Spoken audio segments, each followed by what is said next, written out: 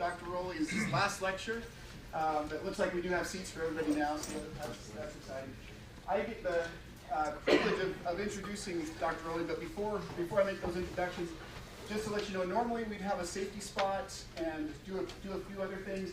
Because of both the transition to the new room and also to give Dr. Rowley adequate time, we're going to defer a lot of that business type stuff until next week, and so we'll get you oriented there. But let me go ahead with my introduction.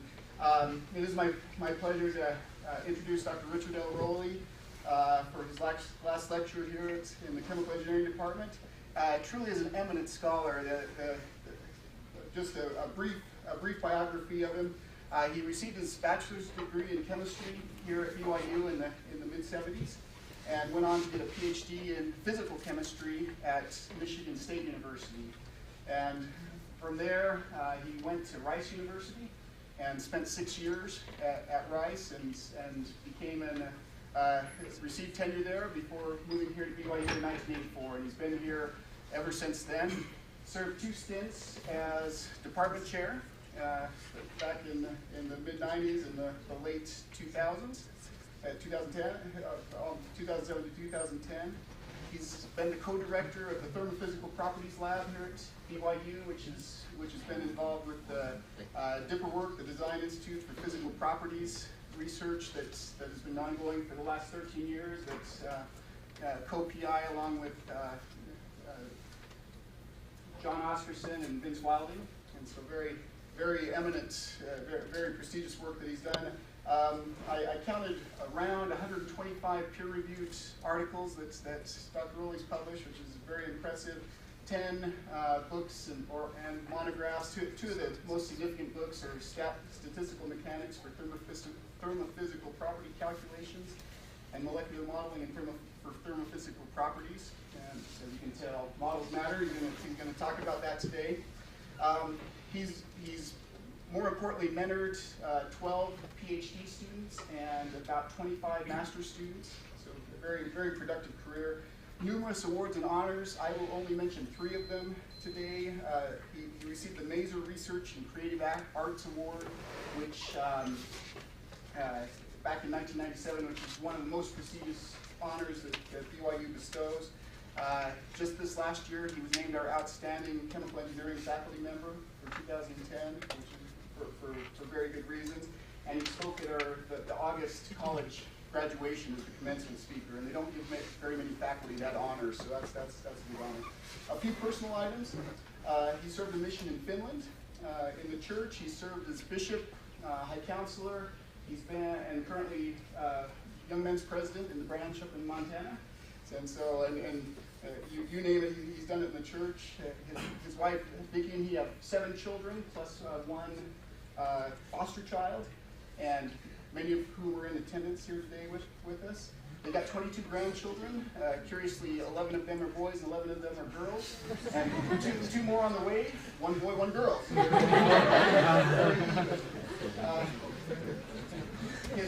His hobbies, he loves to boat and water ski and fish, and so it's convenient that he's located up there on Lake Flathead in Montana right now, and he's a master woodworker. He makes furniture and finished work, and so I think he's a Renaissance man. And you'll notice one final thing: he always wears cowboy boots. Got cowboy boots on today. On a personal note, and I'll leave it here so I give him some time. When I started at BYU the same year Dr. Rowley did as a professor in 1984. He gave a college lecture either that year or 1985. I forget which year it was. And he showed some molecular modeling that he had done, and it was very simple, just some balls floating on a video display, but it was neat. It inspired me, and that was one of the reasons I chose to go on and get my PhD. So I have very personal memories of that. He also taught me graduate thermodynamics when I took that graduate class. He's an excellent teacher. And finally, he was the department chair who hired me when I came into the department. I'm very closely related to Dr. Rowley, and I'm very grateful for it. I'll turn the time over to you. Thanks very much.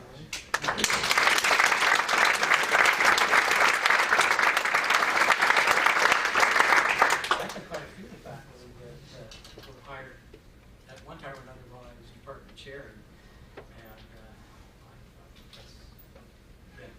good experience for me. I'm a little overwhelmed at the title of last lecture. It sounds more like a funeral. In fact, I'm so overwhelmed by it that I decided to give 3 lectures at once. So you can pick which lecture you want to hear out of what I'm going to say. You might be interested in the fact that we model matter, that models can tell us some things about matter. Or you might get out of this lecture that models do matter, that we can learn something from models. Or some of my children are here and could care less about these areas. So maybe what they can get out of it is that role models. And I'd like to do that by addressing 7 lessons that I've learned throughout my career. That's all right. Hope you don't mind me talking about some personal things. First thing is to find your passion. This is flathead lake. Liquids have always very much interested me. I've always been interested in doing field studies on liquids. And some of my former students know that we go out and do those field studies. Take my boat out and look at friction under a water ski or something like that. Anyway, find your passion. Chemistry was always my passion. Remember that as a kid I had a chemistry set and a director set, so I could have been a mechanical engineer or a chemist, but the chemistry set always really fascinated me. The only problem with the chemistry set is there wasn't enough chemicals in there. I remember one time that I just loved sulfur, the color of it, etc., and I heated it up. One of my first reactions was heating that sulfur up, and this gas came off, and I stuck it under my nose to smell it, and immediately blood spurted out. Very cool. And I just loved sulfur. For people to care for it, it was down in the basement. Some of the smell they didn't like. But in high school, I took chemistry the very first year that it was available. And I found that I was fairly good at it. In fact, or maybe it was just the other students weren't very good. I don't know. But anyway, it was interesting that some of the students teased me and said, well, I'm going to be a chemist and you'll discover some new element and we'll call it Rowley. And it was interesting, some kind of may remember this, but working with Professor Henderson from the chemistry department a few years ago, we were doing some modeling. We wanted to model sodium chloride, but the nice thing about models is it's not exactly reality. So we were modeling sodium ions and chloride ions at the same size, but opposite charges, of course.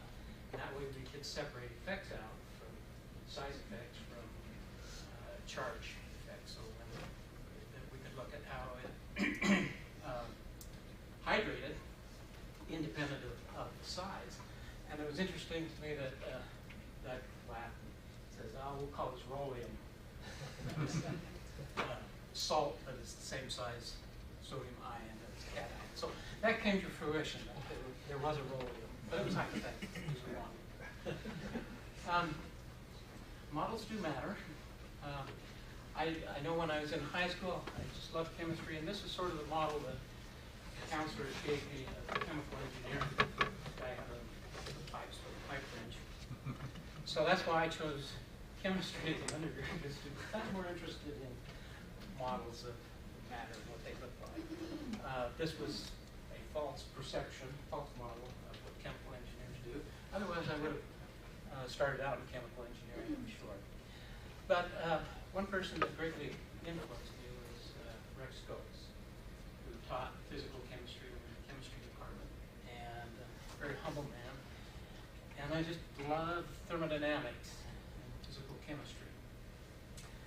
Probably because he said one time, anybody gets 100 on this exam, they don't have to take the final.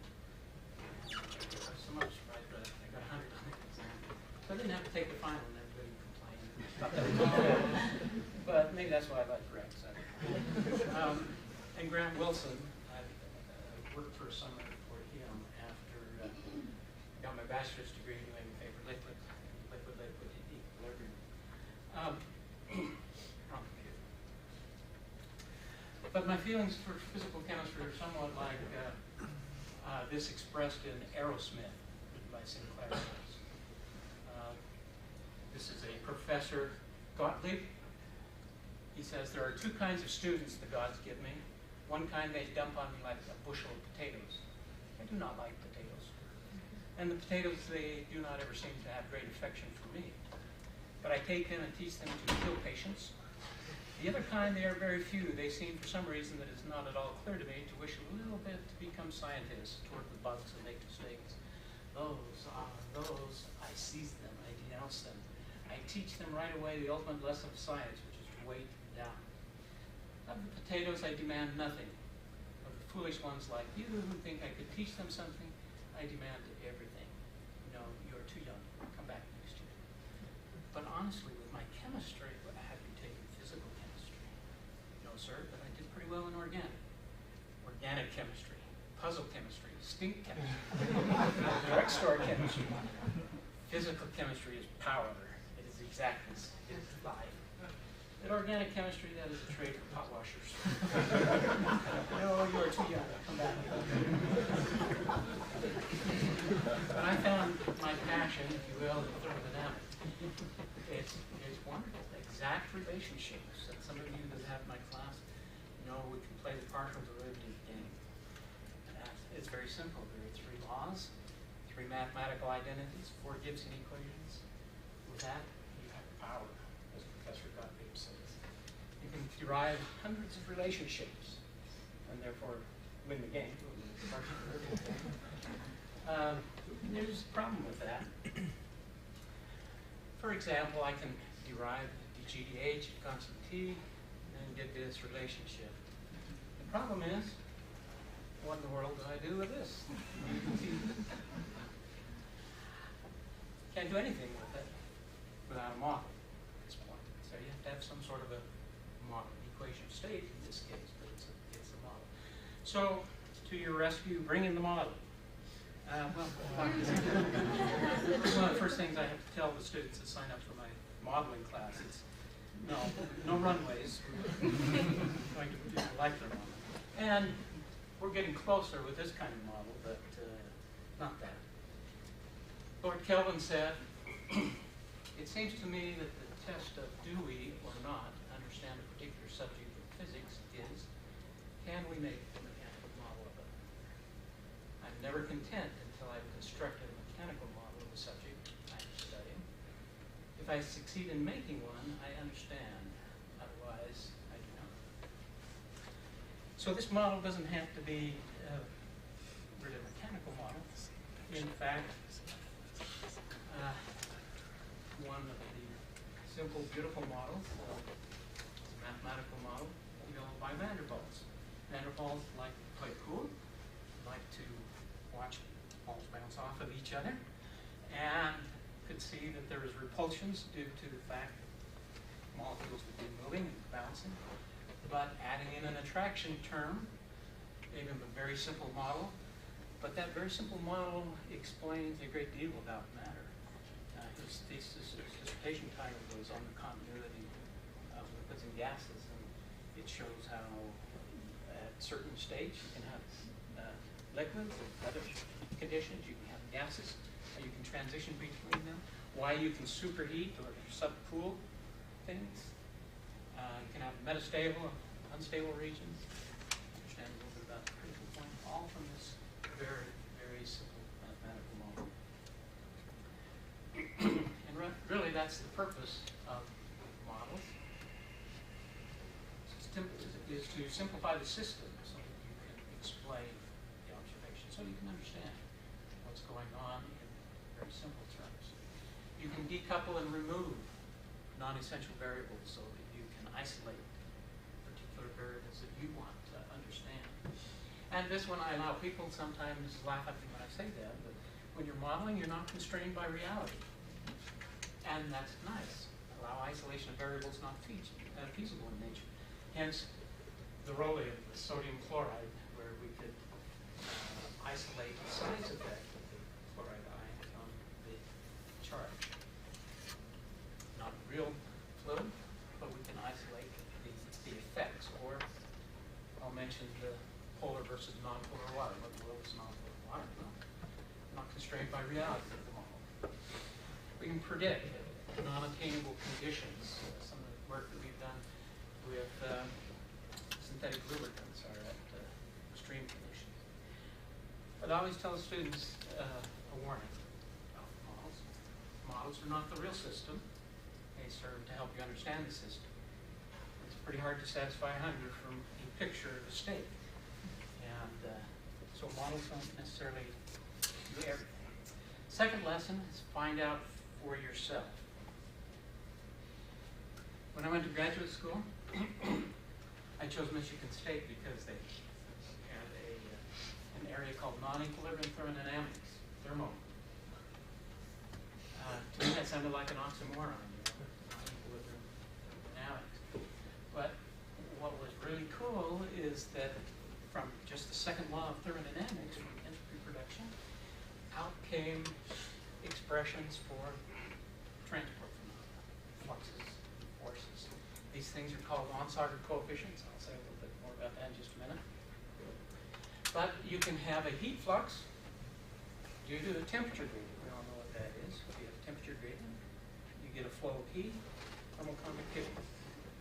You have a chemical potential gradient, which produces a mass flux. You know what that is? If you have a chemical potential gradient, you have movement of material, diffusion. Right? But interestingly, there's these other cross coefficients that you can also get a heat flux due to a chemical potential gradient. When I was in graduate school, I read about this diffusion thermal effect. It was theoretical. And interestingly, all the papers said that it's a small effect that has never been measured. Well, for me, that was throwing down the gun. Never been measured. Well, we'll show them. I was naive enough to think that we could do it, and actually we could. But modeling came into this in order to measure. No, don't lose the projector. In order to measure the diffusion thermal effect, we had to have a model. So plugging in the flux force equations that I showed on the previous slide into the continuity expression and the energy balance, we could produce a model. Back then, my model consisted of hundreds of these punch cards that keep punched late at night and run through the computer, but told me what the temperature ought to do in a cell like I've shown here at the right. The temperature ought to drop in one half, raise in the other half, and then spread out through the cell. So I devised a cell that looked like this, where I could fill this up with one fluid, put another fluid up here, and then siphon out through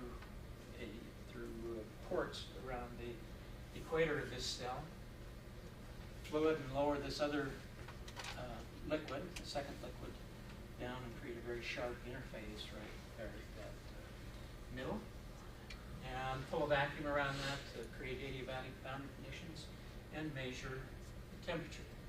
The point is that it required a model in order to measure temperature and get that Onsager coefficient. Well, later, being interested in the critical point, I found there was an easier way to do that. If you just thermostat something that is partially soluble below the liquid-liquid critical point, it separates into two phases and it's stable there forever. And you can do a temperature jump, back then just in a microwave oven, jump the temperature, to above the critical point. Now you have this chemical potential gradient, and away it goes. So you're able to do that with a very simple apparatus. The third thing I want to point out is to see the vista from atop the shoulders of giants, other people who've gone before. is me. This is Fred Horn. He was my doctoral preceptor, faculty member that I worked under at Michigan State. He got his degree from Christopher Bierman, who got his degree from Kirkwood. Kirkwood was one of the pioneers in statistical mechanics of liquids, which again is my great passion, is to understand why liquids behave the way they do.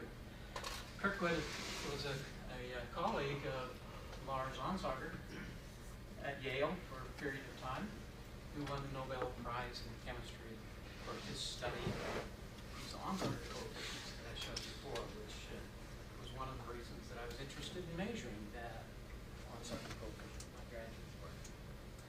Another mentor that I had was Grant Wilson. I mentioned that I had the opportunity to work for him, but he was a faculty member at BYU for a summer between my undergraduate and graduate work.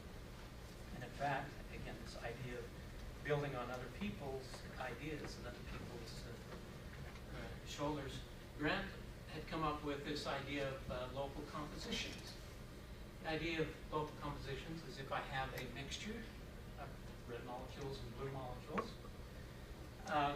and I look locally, take a magnifying glass here and look locally, there should be an equal number of blue and pink molecules here, but if I look locally with the pink one at the center, in this first coordination shell, I won't have an equal number because the attractions between blue and blue, pink and pink, pink and blue are not equal. It's sort of like if we were to fill this room with 50% girls and 50% boys, and these were like 12-year-olds, you'd find the boys would be on one side of the room, the girls would be on the other side of the room. There's not a lot of attraction between the two of them. They're immiscible, if you will, separated into two phases.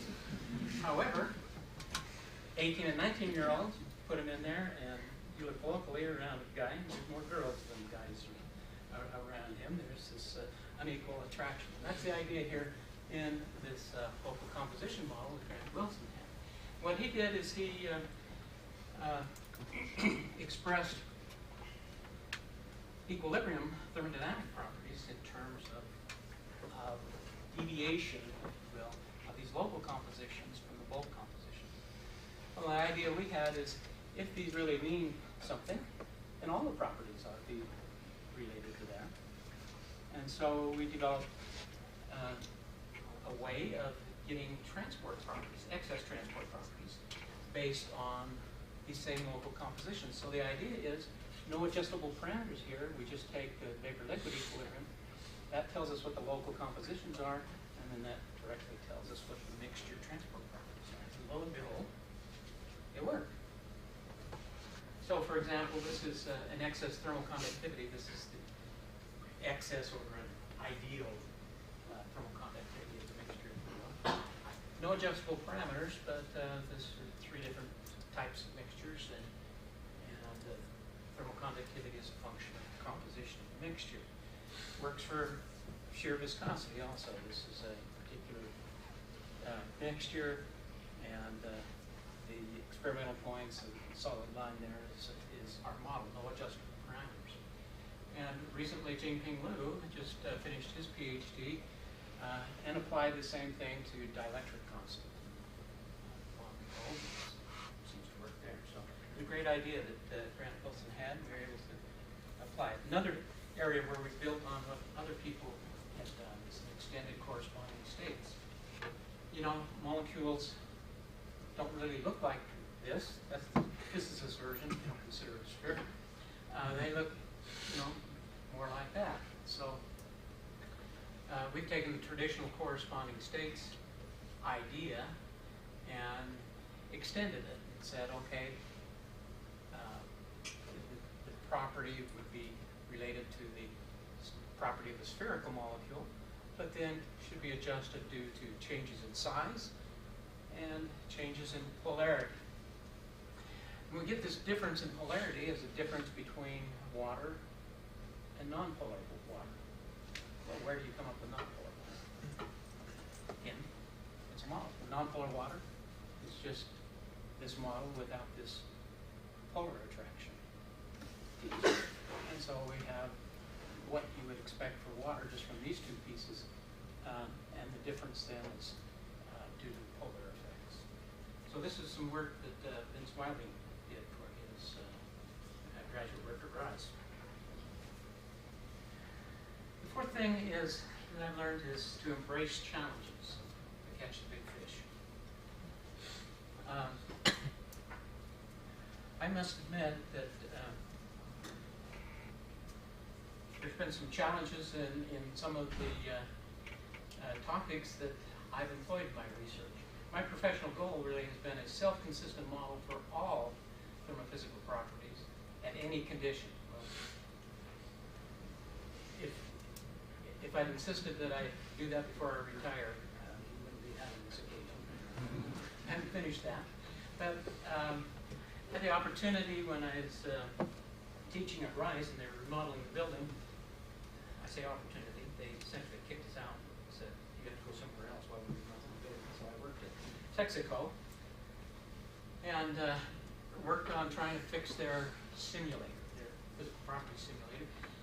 They had one model for vapor pressure and another model for enthalpies.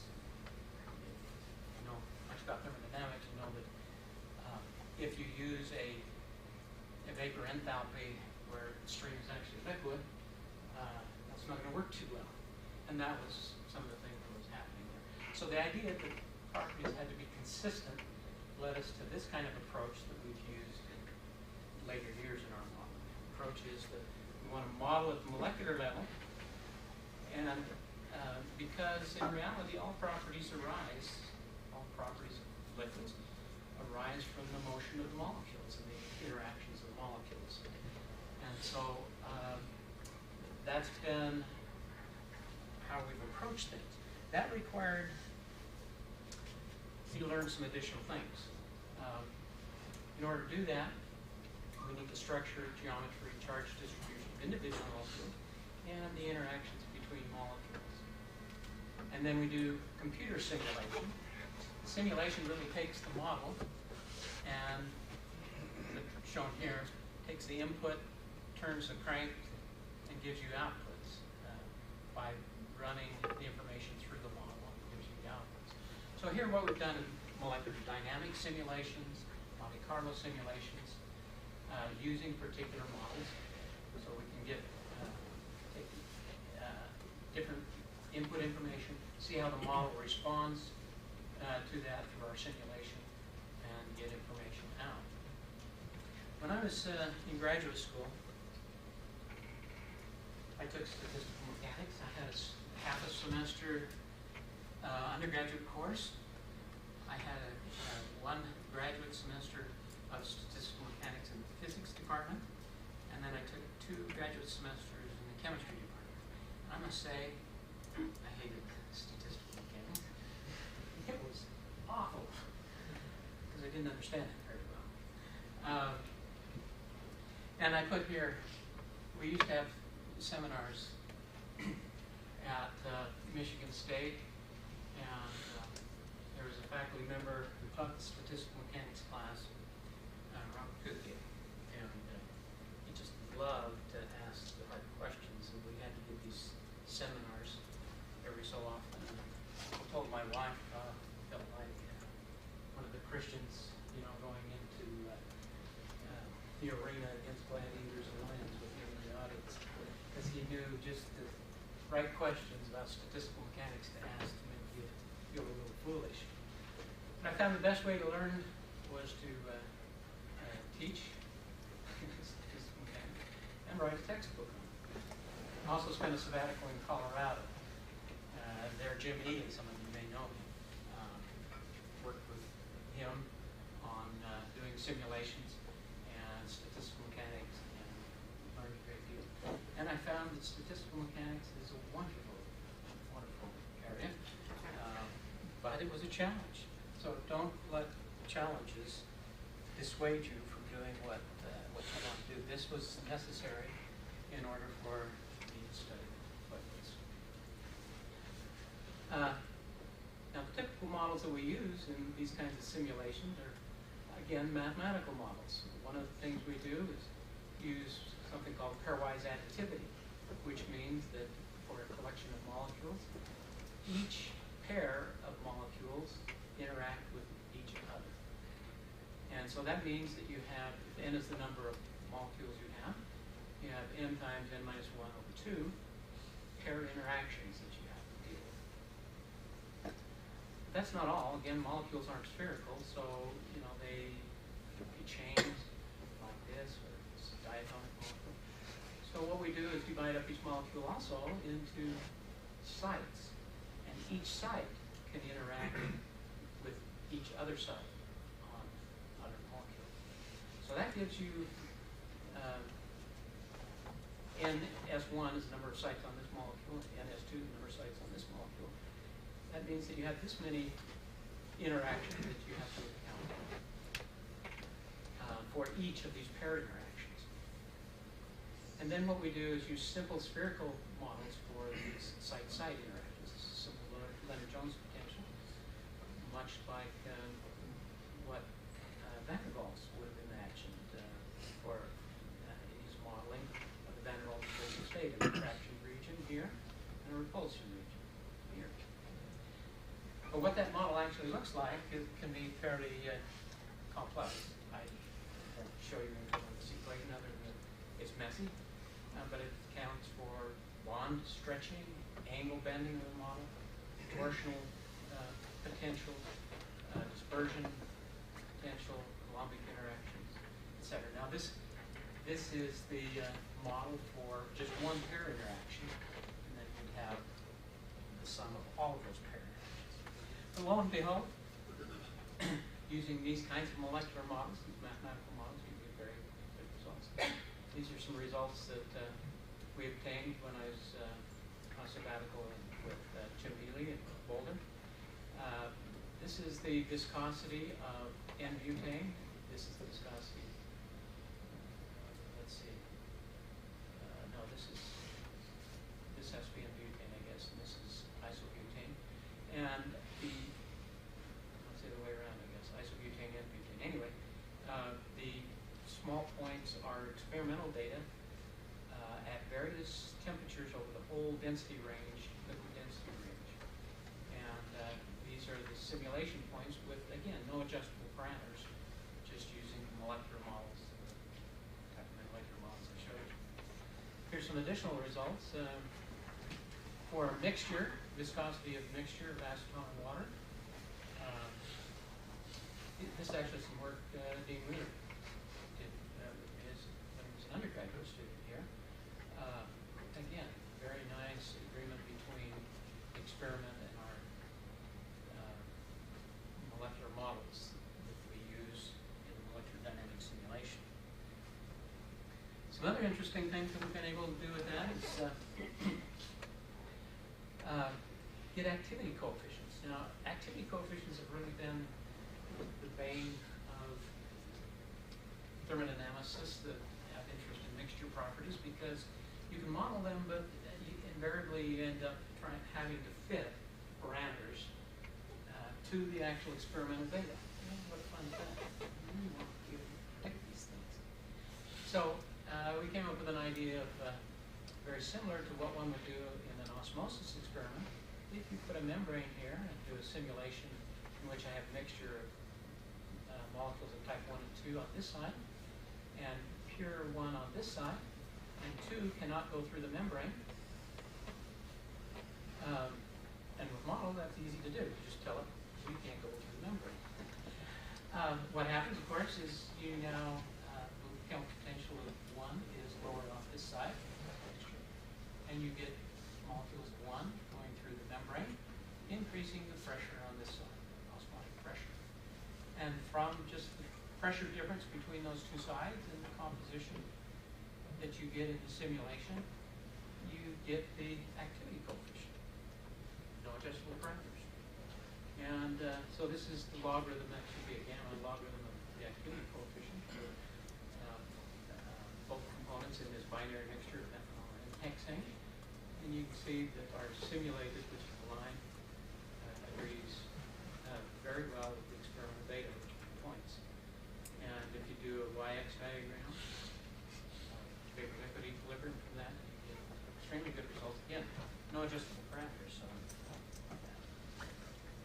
The other thing that was a challenge for me that I had to learn when I took quantum mechanics, as most of you did, in one way or another, I found the undergraduate course quite confusing. So as a graduate student, I took a semester course there, and I found that even more confusing. At the time, we had to write our own code to solve Schrodinger's equation using Fortran. I wrote the code, but I didn't really understand what I was doing. So I took a semester of advanced quantum mechanics in the chemistry department, and that was even more confusing.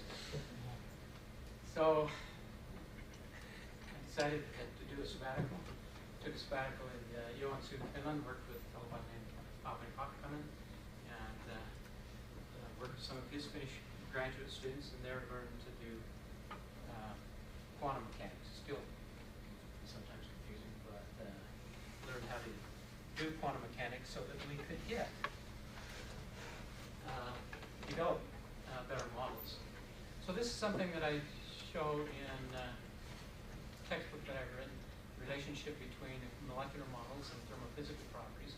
These areas that were a challenge for me, statistical mechanics,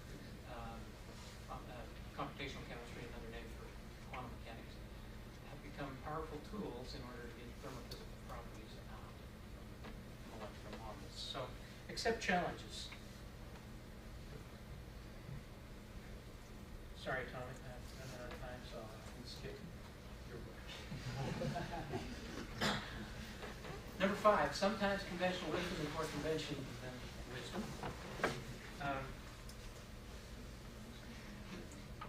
For a number of years, there's been this idea hanging around of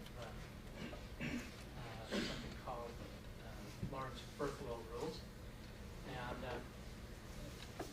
one thing that in the molecular models you have to get is the interactions between two molecules. So what we've also spent a lot of time doing is calculating using quantum mechanics the interaction between two molecules. So for example, if I have two methane molecules, what we do is calculate the energy of the two molecules at a certain distance and then bring them together. And then we would change the orientation, bring them together again, change the orientation, bring them together again. Do sometimes hundreds of those orientations, calculating the energies as we bring these molecules together. So this is methane, for example, different routes showing the difference in energy between the two molecules at various distances from each other and where they're completely separated. So this is like that Lennard-Jones potential. So instead of using a model that has parameters, we can get this potential directly from quantum mechanics. I would mention that quantum mechanics also depend on a model flow. All you're doing is solving a simple equation.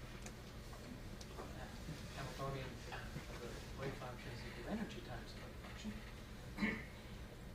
It would be easy to solve, I suppose, if we knew what psi is, but we have no clue what that is. We don't know what it is. Even if we knew psi, it's too complex to solve if you have more than molecules than hydrogen. So what do? We use a model. I don't know what that is. But what we found, as far as conventional wisdom goes, is the Lorentz-Berthelot rule says that interactions between, unlike sites, if you will, between a carbon and hydrogen, for the Lorentz-Berthelot, they should be an equality, is related to the square root of the interaction between the two carbons and the two hydrogens. Well, we found that's in general not true. You can see that what we found out of these quantum mechanics studies is here's the attractive well for the carbon-carbon. The hydrogen-hydrogen is strictly repulsive. And look at the carbon-hydrogen. It's very attractive. No way is it a product of those. So, and actually this relates to some work that Reed Isaac and John Oscarson and others did a while back. We did some modeling for them of the excess enthalpy. They measured excess enthalpies of CO2 in various solutes near the critical point of CO2 and found some rather unusual behavior, which with our molecular models we could reproduce quite precisely if we didn't use the conventional wisdom of the Lorentz-Berthelot combining rule, which was this right here. But if actually this we have just adjusted that cross interaction, but evidence suggests that it's not related to Lorentz-Berthelot. The sixth thing, I said there were 7. I'm getting close here. Quality data are essential. This is the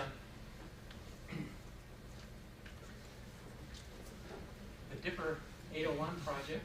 DIPPR was a project that was started in 1980. It resulted because there's a comparison made anonymously of different companies' databases of their pure chemical properties. And everybody thought they had the best databases. Exxon thought they had the best. Texas thought they had the best, etc. But when they compared them, they were all different. So they got together and said, "This is silly. Why don't we hire an independent contractor? Give us the best possible information for their properties." And so the project started in 1980. That's why it's called 801-80, first project, DIPPR in 1980, and was given to Penn State. In 1997, when Tom Daubert retired, Professors Wilding, Oscarson, and myself presented a proposal. And there was a lot of proposals that went in from places like National NIST, National Institute of Science, National Engineering Laboratory, all these big boys. And we submitted a proposal, and fortunately, the 3 of us were able to get that project to come here in 1997. So here we are with the Big DIPPR project. It's an evaluated pure chemical database of 34 constant properties, 15 temperature-dependent properties. It is really the pure component data engine for all major process simulators around the world. It's used by chemical and oil companies all over the world. What I want to point out about this is when we got this project, I remember walking down the street with Vince and Evan Buck, who was the chair of the 801 committee at that time. We were talking about various things, but it reminded us, it's the data, stupid. Quality of the data is what's important. Couple of things that we do in the DIPPR database project is use models to ensure that we have the very best properties available. This is my ball of yarn graphic, which I like. I don't know Vince likes it very much, but this represents the interrelationships between the 44 properties that we have in the database. The blue lines are thermodynamic relationships. The red lines are models that we have that interrelate these properties. So we try to make sure that all the properties are consistent with all of these interrelationships, which puts a great deal of constraint on the properties that we put in the database.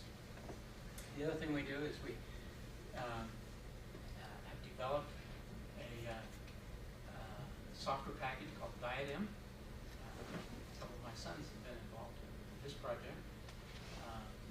Comparison of we can compare properties. One of the models we use is we have to have consistency of different chemicals within families. That's a model.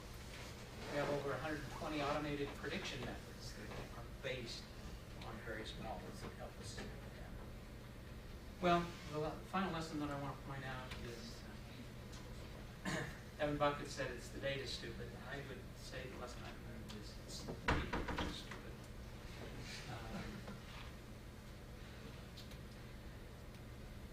David Chandler, Statistical Mechanics, wrote this about Bill Flygar, who discovered the Zeeman effect in a biography about him. The results of these experiments seemed important at the time. In current times, however, it is understood that intermolecular forces and their manifestations, especially in condensed phases, are more complicated than those numbers reveal. Further experiment is no longer required for these quantities because theoretical quantum chemistry can now provide information easily and reliably. In retrospect, therefore, the results of Bill's Zeeman effect measurements seem less important than the training provided to the students who helped make the measurements. And with that, I'd just like to acknowledge the wonderful students that I've had the privilege of working with. 21, largest 21 master's degree students. Some of them are in the audience here today. The ones in yellow are the ones at Rice University, the ones in white, students at BYU. And 12 that have finished, PhD students, one that I'm co-directing, Dr. Rowley, who's finishing up. Some of these are in the audience, and you'll recognize some of these names. Professor Wiley, Neil Giles, both here at BYU. And hundreds of undergraduate students in thermodynamics, transport, statistical mechanics, molecular modeling, other classes. Teaching the students has been really highlighted in my career. And as well as working with various collaborators that I've had the opportunity of publishing with and working with. Well, in summary, the lessons of 32 years of modeling matter, finding modeling does matter. One, find your passion. Find out for yourself. Nothing foster learning like doing it yourself. See the vista from the top of the shoulders of giants. Embrace challenges. Don't let them scare you off. You can do it. Embrace challenges. Sometimes conventional wisdom is more conventional than wisdom. Quality data in mind. But above all, it's the people that really matter. Thank you.